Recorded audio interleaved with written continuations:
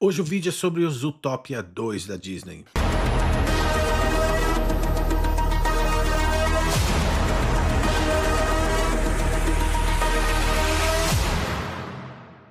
Antes de entrar na análise, deixa eu te falar uma coisa.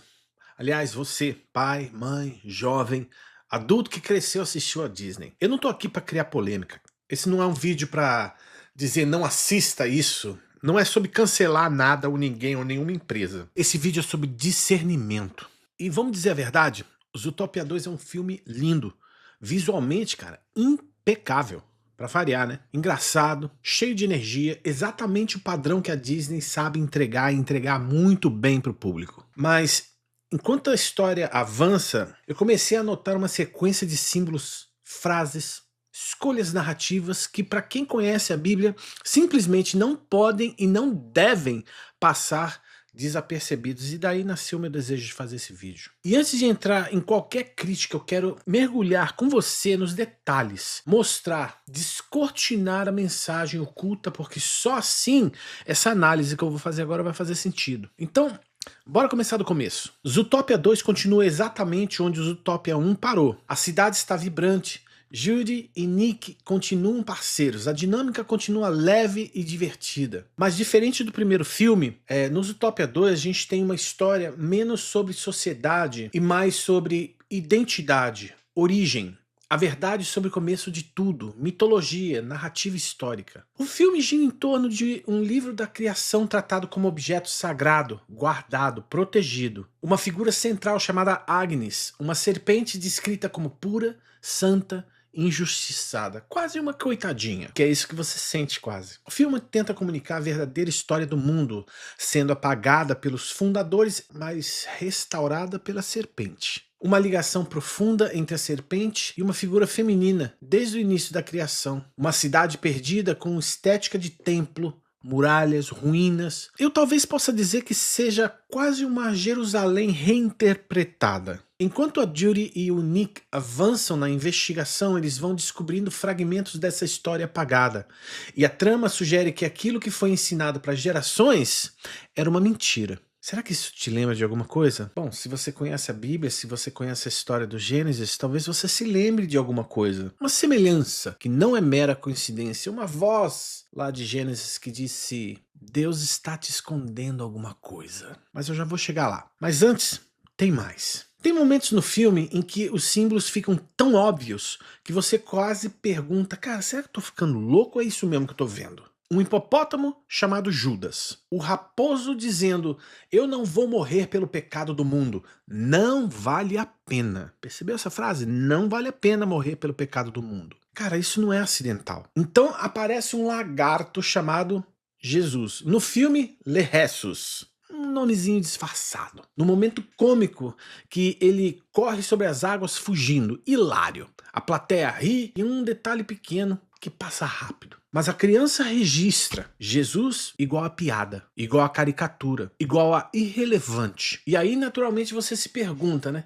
Por que tantos símbolos bíblicos juntos? Por que uma serpente pura? Por que Judas? Por que pecado no mundo? Por que Jesus ou Jesus como uma piada? Quando isso aparece isolado, aliás, se isso aparecesse isolado, você poderia até pensar, bom, isso é uma coincidência narrativa do roteiro, né? Mas quando isso aparece tudo junto no mesmo filme, isso vira uma narrativa, e uma narrativa muito bem elaborada para passar uma mensagem para você. Agora imagina uma criança que não tem a noção do discernimento que um adulto deveria ter. E principalmente um adulto que conhece a palavra de Deus. E aqui eu preciso mostrar algo importante, porque na história do Zootopia 2 não tem um vilão clássico. Bom, o que quer dizer com isso, né? Quando isso acontece, pensa bem, isso não é um descuido ou um erro de roteirização. Isso é propositalmente um projeto narrativo cirurgicamente desenhado para o inconsciente infantil. E quando nessa técnica de contar história, né, você remove o vilão da história, do contexto dessa história, você remove a ideia de mal objetivo. Você remove a responsabilidade moral, ou o conceito do que isso seja. Você transforma todo erro em um trauma, por exemplo. Você transforma maldade em um mal entendido. E aí nasce a mensagem central oculta por detrás do visual e da narrativa cativante. Ninguém é realmente culpado. As pessoas só precisam ser compreendidas. E a serpente? Tadinha, injustiçada, pura, apagada da história por homens opressores. O que deveria ser conflito vira parceria. O que deveria ser um alerta vira carinho. O que deveria ser inimizade vira aliança, vira pacto. E se você conhece a narrativa bíblica, talvez você não precisa nem ser um profundo teólogo. Você sabe exatamente o que está sendo invertido dentro do contexto da história desse desenho. No filme, se você não entendeu, se você não captou a mensagem, deixa eu te ajudar. No filme, a serpente Agnes, ela é a fonte da verdade, é amiga da criação, é ligada ao feminino, é injustiçada pela humanidade, é restaurada como a heroína da história. Mas a Bíblia diz exatamente o oposto. Principalmente nas primeiras páginas da Bíblia, onde Deus, o Criador do universo, ele diz o seguinte, abre aspas, porém inimizade entre a mulher e a serpente, fecha aspas. A Bíblia diz de inimizade, mas no filme, essa inimizade vira parceria, vira pacto, vira afeto. A serpente vira boa. O livro sagrado é questionado.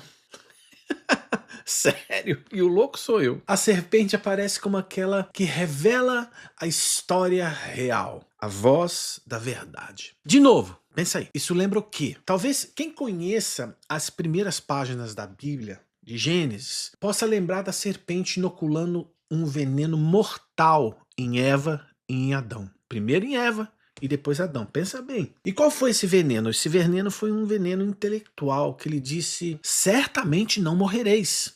Querendo dizer com isso, subliminarmente, que Deus está escondendo alguma coisa de vocês. Porque se você comer disso aqui, você vai ser como ele, conhecedor do bem e do mal. A serpente, desde o Éden, tenta ressignificar a história, corromper a verdade com uma meia-verdade. Mas nunca se esqueça que uma meia-verdade se torna uma mentira inteira. Exutópia 2 pega essa estrutura e conta ela de um outro jeito. Subverte a verdade e apresenta uma meia-verdade para a audiência. Talvez eu possa até dizer que inocula uma meia-verdade na audiência. E sabe por que eu digo isso? Porque as crianças, elas não sentam para discutir teologia. Elas sentem. Elas absorvem imagens. Elas absorvem símbolos e internalizam a mensagem como verdade, mesmo sendo a origem dessa mensagem uma meia-verdade. Esse é o processo de ingerir o veneno da serpente. Quando você aceita uma meia-verdade como uma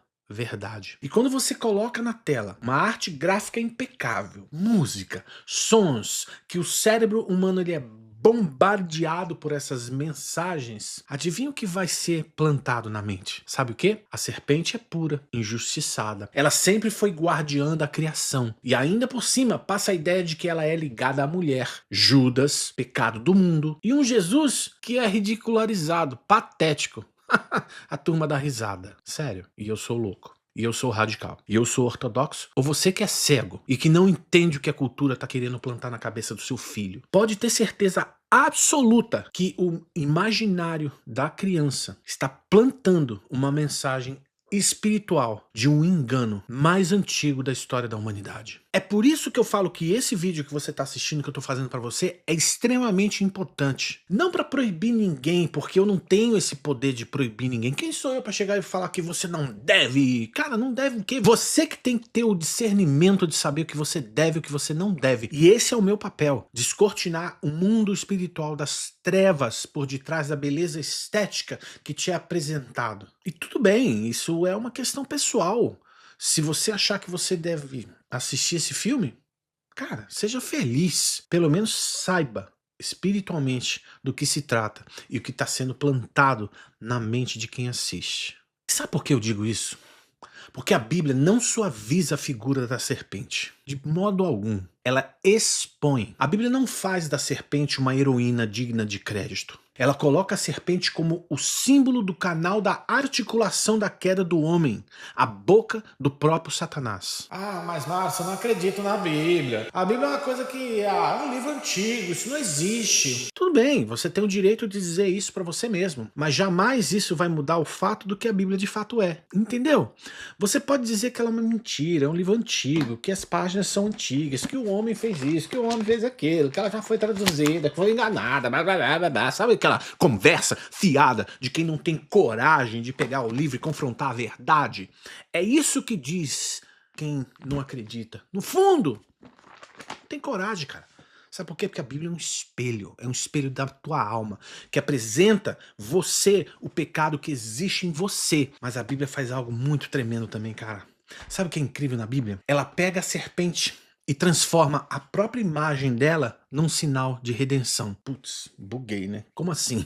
Se você não acredita, faz o seguinte, lê o que eu vou te falar. Pega a tua Bíblia, ou vai até mesmo aí no Google, digita aí Números 21, Bíblia Sagrada em português. Digita aí e lê esse capítulo. Ali, o povo de Israel tá no deserto e eles pecam. E aí, como o juízo que Deus executa sobre o pecado do homem, ele envia serpentes abrasadoras e essas serpentes aparecem no meio do deserto e picam as pessoas e as pessoas morrem. O veneno dessa serpente morre. Aí Deus provê a solução. Deus manda Moisés fazer uma serpente de bronze. E bronze na Bíblia é o símbolo do pecado. E aí ele fala para Moisés para ele levantar essa serpente de bronze num poste. E aí Deus instrui Moisés para falar para o povo de que quem olhasse para aquela serpente, mesmo com o veneno tendo sido inoculado, viveria e não morreria. O juízo de Deus contra o pecado do povo foi resolvido e apaziguado na serpente de bronze erguida por Moisés.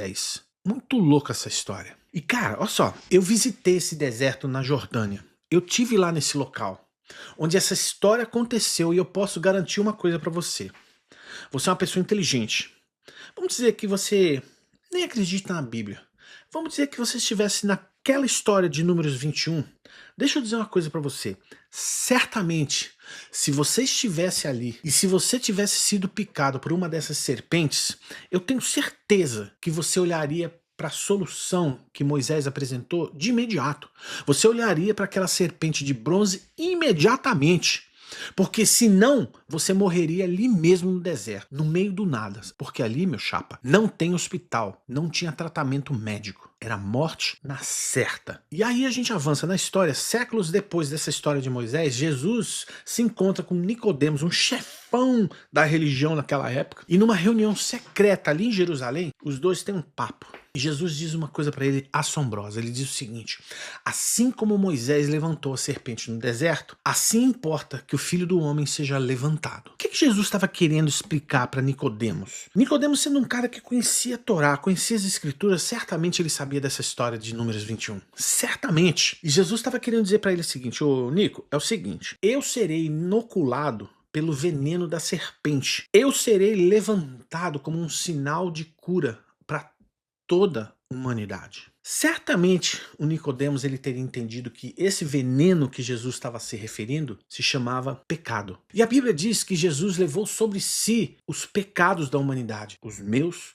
os seus, dos seus filhos, dos seus netos, tataranetos, bisnetos e assim por diante. Ele levou a culpa sobre ele. Ele venceu a serpente. Ele venceu o poder de inoculação e morte do veneno da serpente quando ele saiu da tumba ressurreto. Ele venceu a morte. Ele venceu a serpente. Agora, percebe o seguinte. Zootopia 2 transforma Jesus em uma caricatura de um lagarto ridículo fugindo de medo. Mas a Bíblia revela que Jesus, que foi transformado em antídoto para a humanidade inteira, ele vai consciente, olhando para o Calvário, num caminho de coragem para enfrentar um sofrimento por amor a mim, por amor a você, por amor à humanidade. Percebe o choque de mensagem? E eu sei que você vai falar: mas peraí, isso aí a Disney não tá querendo levar ninguém pra igreja. Eu sei que não. Ah, mas a Bíblia não tá querendo... Cara, é o seguinte, é uma mensagem que tá sendo pregada pra você. A Bíblia também tem uma mensagem sendo pregada pra você.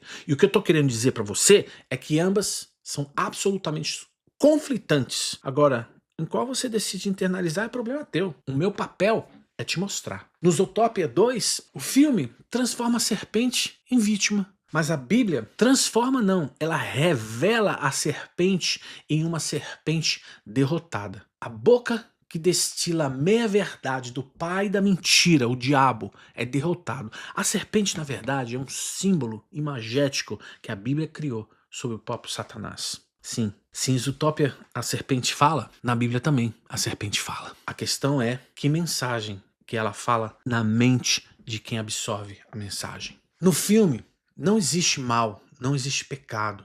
A serpente é boa. A verdade original é opressora. Jesus, piada, é insignificante. Mas na Bíblia, o mal existe. O pecado mata. A serpente engana, mente, destrói. Jesus carrega o veneno e o destino da serpente é a derrota final. São duas histórias meio que competindo, dois imaginários brigando pela mente das próximas gerações. E não perceber isso é absolutamente uma ingenuidade mortal. E desprezar é o pior dos piores, porque o pior cego é aquele que não quer ver. Então, eu não estou dizendo não assista Zootopia 2. Não é o meu papel. Eu estou dizendo o seguinte, se você for assistir, esteja atento. Converse com seus filhos. Explique o oculto por detrás da história, o papel de cada personagem. Confronte com a Bíblia. Não terceirize o imaginário dos seus filhos, das crianças para a indústria que não tem compromisso com a sua eternidade, nem a eternidade dos seus filhos. É isso que essa indústria faz. Ela não tem compromisso com a sua eternidade. Porque Zootopia 2 não é sobre polêmica, não é sobre medo, é sobre perceber símbolos antigos sendo ressignificados diante dos seus olhos. E dizer que isso é loucura de crente, você precisa ser muito tolo. Basta você ter um discernimento mínimo. Aliás, discernimento nunca fez mal a ninguém e a sua inteligência deveria te proteger disso. Discernimento bíblico protege, ilumina, liberta. Porque a serpente do desenho animado pode tentar reescrever a história. Só tentar. Mas quando você tem discernimento bíblico e você crê no Jesus verdadeiro, você sabe que ele continua sendo a cura levantada num madeiro na cruz do Calvário, que vai pisar a cabeça da serpente para sempre, muito em breve. A serpente sabe que os dias dela estão chegando ao fim e ela está tentando todas as áreas da cultura da humanidade, em conquistar a mente das pessoas, para que essa mente esteja aprisionada na mentira da meia-verdade que ela conta. Eu espero que esse vídeo chegue ao máximo de pais e mães que estão em vias de assistir esse desenho com seus filhos. E se esse vídeo falou ao seu coração de alguma maneira, compartilhe nos seus grupos de WhatsApp, deixe o seu comentário aqui embaixo, se inscreva no canal, ajude esse canal a multiplicar essa mensagem, porque a verdade que Zootopia não te conta é que Jesus não está correndo sobre as águas, ele está voltando sobre os ares como o Senhor dos Senhores, o leão da tribo de Judá, o guerreiro invencível que vai derrotar para sempre a serpente que será lançado no abismo infinito. Não seja você alguém que vai seguir a serpente, mas esteja pronto para hoje receber não o Jesus que corre, mas o Jesus que triunfou da morte e saiu da tumba andando.